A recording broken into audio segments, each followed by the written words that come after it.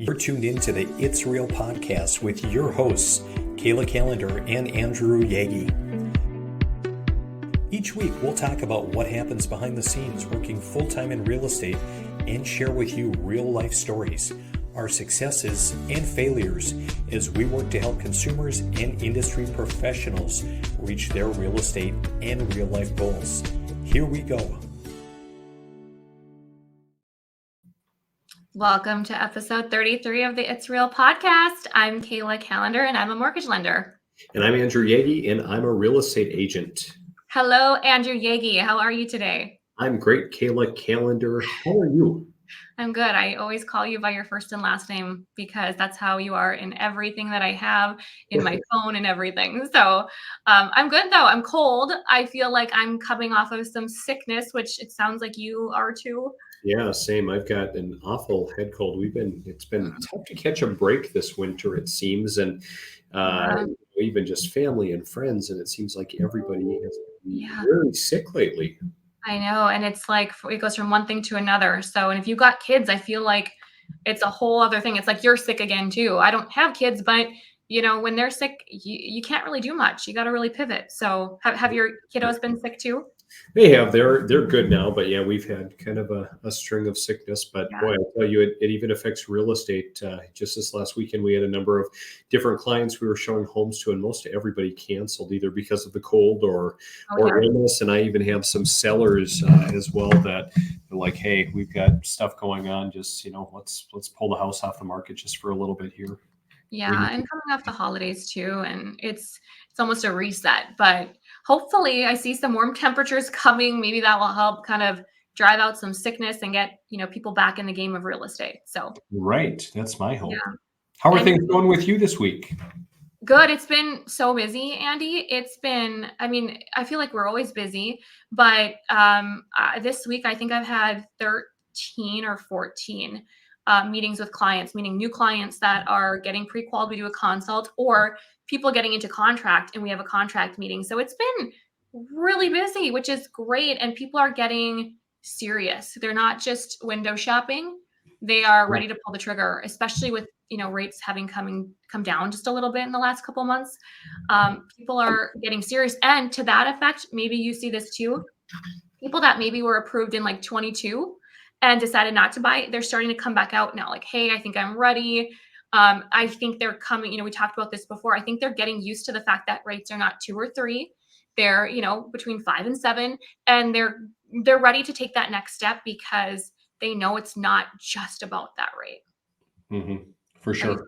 Yeah, I'm seeing that too. I'm starting to see even, within our systems, people start to look at homes, a little bit more who have been disengaged for some time, and even people reaching out to us, quite a number of people reaching out, talking about selling.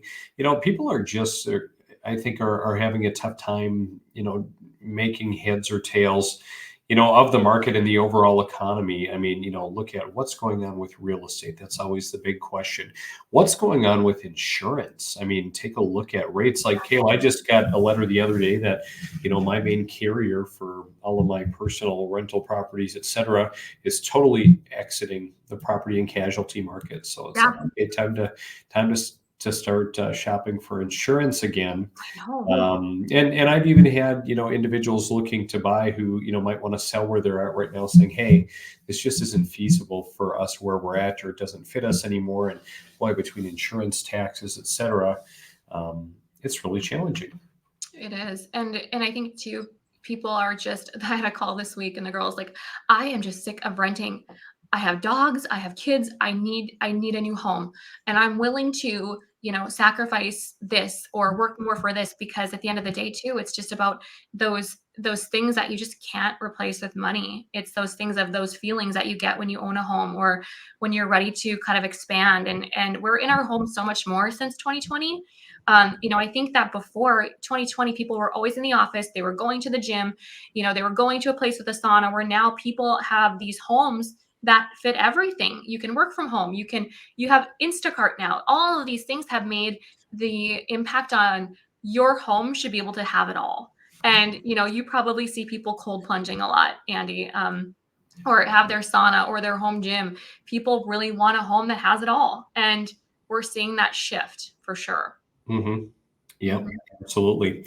I saw kind of an interesting article the other day, Kayla, when we talk about homes and, I think we had talked last time about the fact that, prior to COVID or in even decades ago, look at the 90s, people really favored large homes. And then it kind of started falling off a little bit. And then, Yep. COVID happens, people need to work from home, do more from home, like you're referencing. Um, and all of a sudden, larger homes are back in favor again. It's kind of funny you bring that up. I was just kind of browsing through some emails, and I kind of talked about the fact that empty nesters own twice as many big homes as millennials with kids. So baby Mhm. boomers own 28% of the large homes in the United States, twice as many as Yes. millennials with kids, which is really, really interesting to see. What do you Mhm. make? I don't know what to think of that. I haven't seen that article and it surprises me because I feel like so many people are going to, say, hey, I want to, find a smaller home. We don't have as many kids. What do the articles say? What did you find? Was it any reason why? Well, I think it goes back to those housing trends in years past. And, the article does talk about, well, traditional logic would say that there should be a flood of large homes hitting the market in the coming years, when the boomers Yeah. no longer need them. Um, they've kind of been disincentivized from selling their homes, Yeah. just because, the market may not be favorable. But I think the gist of it is, going forward and, maybe not immediately, but there are going to be a lot of larger homes hitting the market. And the question is there going to be a huge demand for these large homes? I was just sitting with kind of a good friend and someone that I've done quite a number of real estate transactions with. Just yesterday we were sitting and talking and just talking about the younger generations and even younger than us old soul millennials, Kayla, Mhm. how just nobody, it's just kind of such a throwaway society and generation where, even, some of the younger generations, are more apt to maybe use paper plates than have regular plates in the cupboard and just have different desires, different trends. Right. And I even look at my own family. My parents are looking at selling our childhood home, which is quite large, and Mhm. I've got siblings that live back there, and nobody exactly wants it, Yeah. because of the function and size. So I think it could be challenging, Mhm. as some of the boomers start moving on.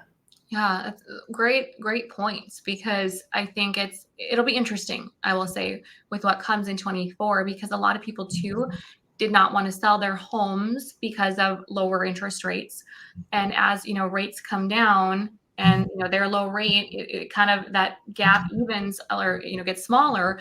I think we'll also see some more properties come out and inventory increase as well.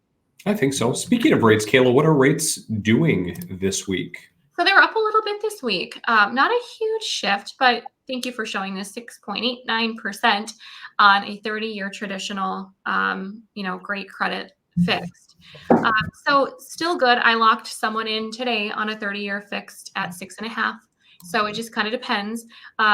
North Dakota, we saw their rates decrease actually, which is exciting. So that's something too, where it's just because you see a 30-year fixed go up this week, it doesn't mean all programs are. It doesn't at all. And so, we are seeing. Thank you, Andy.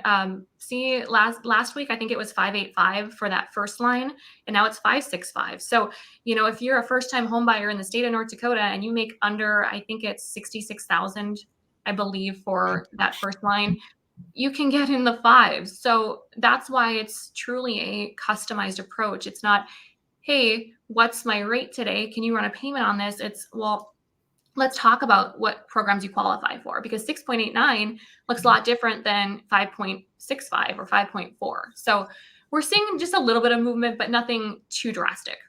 Kayla, I've got a mortgage question. Out of all of the people that you work with, what percent of the home buyers out there, go for a 30-year mortgage over, a 15-year or 10 or something like that? I Nice. feel like I don't see many. The majority of what I see is 30-year. Yeah. The thing is, this is, I coached a client on this today, even about putting money down.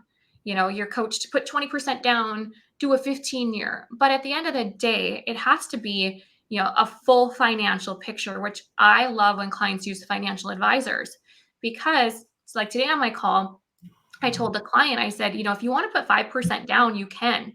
You don't have to put 10% down. Your mortgage insurance is only $45 a month. Talk to your financial advisor, because that extra, that difference of 10 and 5%, maybe you could invest that. Maybe you can pay off some higher interest debt. And so to go back to your question, Andy, about a 30-year versus a 15-year, your payment's going to go up. Yes, your rate's going to come down. You saw rates are lower on a 15-year, but you are required to make that higher payment. Your cash flow is decreasing. Whereas a 30-year, you can make additional payments anytime. But truthfully, it comes down to talk to your financial advisor and say, hey, what can I do with these extra funds? Whether it's down payment or a 15 to a 30. But Andy, I would say in the last 3 years, I've maybe had one person that's a first-time buyer do a 15-year. Sure. Mm-hmm. Yeah. I think a couple misnomers, especially in the mortgage world, the two biggest ones I see is that, hey, you do have to have 20% down and you want to avoid mortgage PMI, private mortgage insurance, Mm-hmm. like the plague, when realistically that it might not be such a bad thing. No, and I've had clients that could probably pay cash for a home and they'll put 5% down because their mortgage insurance is so cheap. But the fact of the matter is they're using those funds to do other things. And that's where consumers need to be educated. They need to have the correct people on their team, a realtor, a financial advisor, a lender, an accountant, because what if you could take that other 5% and roll that into an investment property? And what if you could, like I said, invest with your financial advisor at a 8%, 12% rate, whatever could work for them. It's all about being strategic about your money and having the right people in your circle. For sure. Mm-hmm. So, Kayla, I know we've talked this year, we've given our predictions that rates will fall, anywhere from 3 to 5 rate cuts from the Fed. And another article I saw just the other day talked about consumer sentiment. Consumers now more than ever, saying as well that rates will fall, which some people would say, well, that's stating the obvious based on economic data out there. But Kayla, what that tells me is that consumer sentiment is really, really strong, or it's favorable in that, hey, we think rates are going to fall. We are going out there and we're buying. We're in the game. We're in the market. So I think that's really, really great to see. That's going to be encouraging too for people that are selling and putting their homes on the market. And it also jives kind of with what you were saying, that, people are coming alive and not just window shopping. They're ready to go. What do you make of that? I think there's a lot of discussion on social media platforms and the media that rates are going to drop. So I think it gets people really revved up and excited again. But I think it's important to remember that we don't know how much the rates are going to come down and when. And so I think that this creates some positive momentum forward, but also that, even if you get approved to buy a home, rates might be a quarter different in 2 months, might be a half. We don't know. But I feel like it's positive momentum forward. And the best thing that you can do as a seller or a buyer is to just be prepared. If you're ready to pull the trigger, make sure you're pre-qualified. If you're ready to sell, make sure that you've talked to a realtor or you've been working with someone who could, give you a CMA up front to kind of have an idea, because we don't know if this is a June thing or a December thing. That's kind of what my thoughts on it. How about you? Well, I think you're right. I think all of your points are spot on. How, the thing I've been pondering is how much of a difference are rates to the majority of the people. I mean, again, we saw the market was really slow, last year because of rates, but I think, and I'll kind of answer it, or maybe it's a little bit of a rhetorical question, but I think it depends on the group that's buying, Kayla, because, citing another study that just came out that I was reading the other day, just talked about the fact that millennials, especially 65% of millennials out there, would still buy a home if rates were 10%, which, man, I mean, it felt like rates were getting up to 10%, Kayla. But It did feel like that. But obviously we weren't quite there. But I think that's really, really interesting. And I don't know, maybe talk is cheap because now rates are certainly falling. And so, I mean, maybe people are just saying it to say it, but this study does say that um, more than 3 in 4 millennial home buyers would consider accepting an interest rate higher than the national rate of 7%. 65% would take 10% or more. So Mhm. maybe that just says that, hey, if the house fits, I'm going to move forward with it. And Mhm. in the short term, yeah, I'm going to pay, but that sets me up to do a little something called refinancing. And Kayla, I've been having more conversations with people hinting or even, talking to other lenders that, hey, Yeah. we're starting to see a little more refinance business. So Kayla, what does it mean to refinance? I love that we're talking about this, and I'm glad we are because it's people are getting bombarded. If you've had a mortgage with someone in the past or online, now you should refinance. And yes, lower rates mean you should, but my personal opinion is now is not the time unless you locked in at 8.5 maybe.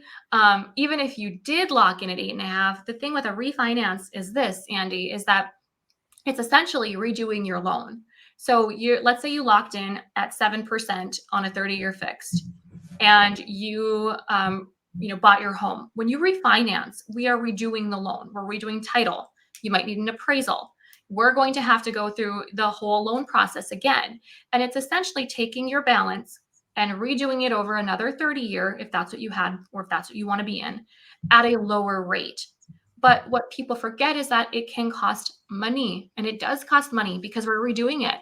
You know what I mean? We still have the fees. So something to keep in mind is that if you're at 7% and you're looking to refinance to 6.5%, well, if we look at the math on this, and I'll do the math here, you might think, wow, a half of a percent, that means I can save a ton of money.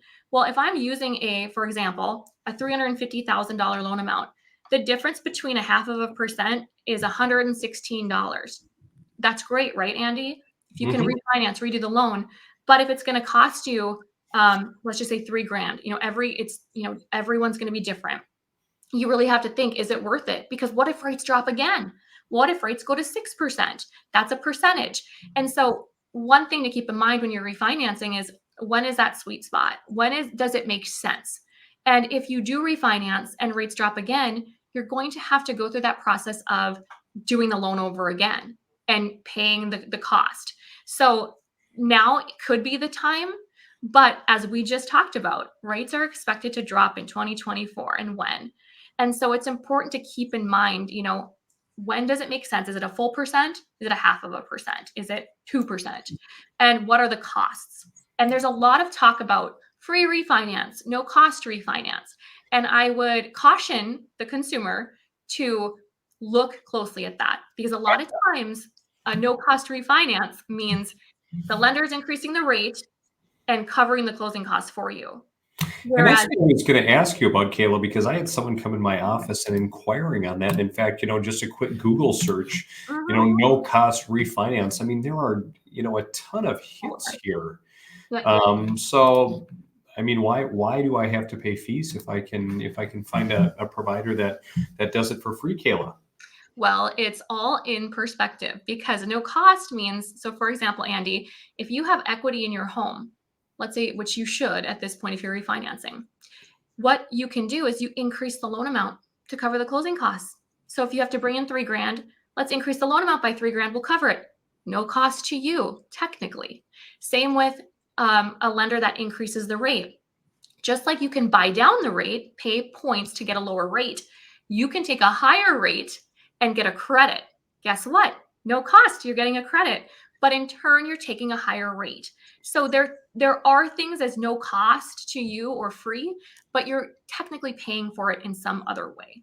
The old bait and switch. Mhm. And a lot of people don't realize that. Or they're saying, well, my lender says if I buy with them now, I get a free refinance later. I mean, really, it's not a free refinance. I mean, I wish that I could go get an oil change for free, and I wish I could, go get my hair done for free. But in reality, it's all about perspective. A lot of businesses are not just doing transactions for free, No and that's such thing as a free lunch. no such thing as a free lunch. So, Kayla, when I think of refinancing, it kind of makes my head hurt, kind of like as I'm thinking about having Yeah. to redo all of my insurance policies, that makes my head hurt. But it makes me think back to, when I jumped into real estate in 2020. Did I ever tell you the story? Do you remember me telling you about my refinance Oh, I story? remember, but I want to hear it again. Okay, so long story short, it was the refi boom because rates were, had fallen precipitously. Yeah. And we moved into our new house, so came to Fergus Falls in 2011, and moved up to a larger home, growing family. 2018, got in a 30-year mortgage at 4.625, I think. And so the time came, it's like, wow, rates have fallen, time to refi. So it was so busy. And I think, a little bit of inattentiveness on the part of my loan officer and kind of their back room. And then it was just busy. But my refi got pushed 4 or 5 times. In the meantime, I made a change in employment. And, had already, and things were supposed to be finalized, and, life got busy. It was stressful. And I forgot about, the refi piece because it was supposed to be done and whatever. It was kind of out of sight at the moment. Well, it didn't get done on time before I changed employment. And then I did, and they called to verify my employment. And lo and behold, they could not do the refi anymore, but they offered, and we were at, we were going to refi 15 years at about 2.7, 2.8 or whatever. Right. And, and the loan officer was not very kind to me, and showed me that there wasn't a relationship there, which was unfortunate. But it actually worked out for the best. Because we found another great loan officer to work with. And he said, hey, why don't you try to do it just with your wife's income, which we did. And we were able to do, which still disappoints me in that loan officer who's now retired and not in the business. But so why not suggest solutions or say, what can we do versus them offering to keep it in-house, for a longer term at a greater rate? Why not find solutions? But in the meantime, it worked out for the best because we got down to about 2.375, Kayla. Dang. And so it actually worked out really, really well in the end. But it was a very frustrating experience, which still I love sharing that story with people from the standpoint of it's so important who you work with and who you align yourself with. And just to go out and find someone who is going to be there, who wants to have a relationship with you, because it's pretty evident most people are so transactional out there. They don't care about the relationship. No, and that's so true, and that's so important. And I'm glad you say that too, because what if that wouldn't have worked out? I mean, that's a lot of money that your family would have given up. And the thing is that's where I'm so big on, and this, Andy, because I talked to you about it, is when you're told by your realtor or your financial advisor as a consumer, go shop around, go shop rates. That is the worst advice you can ever give your client. I'm sorry, I'm saying it. I've never said this out loud, but this is on the internet for everyone to see.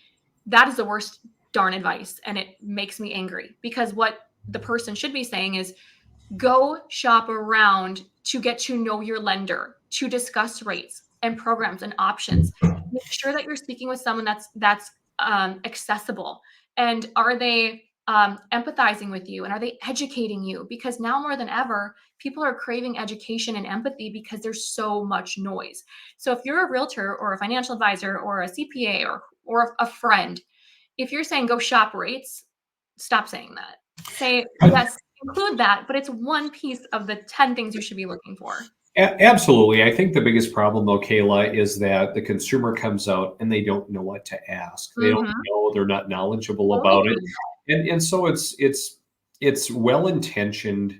But you're right; it isn't helpful because I know nothing else. I know I can compare rating costs, but because I don't know what else to ask about. So really it's on, and that's why I love the opportunity, to get to sit down and visit with people and say, hey, I know you're sitting out there and you think every agent does the same thing. And hey, what's your percent? What's your percent? What are you charging? But well, let's just slow down and let's just talk about how we're different. And Right. let me show you some of the things that I'm doing that no other agent is really doing.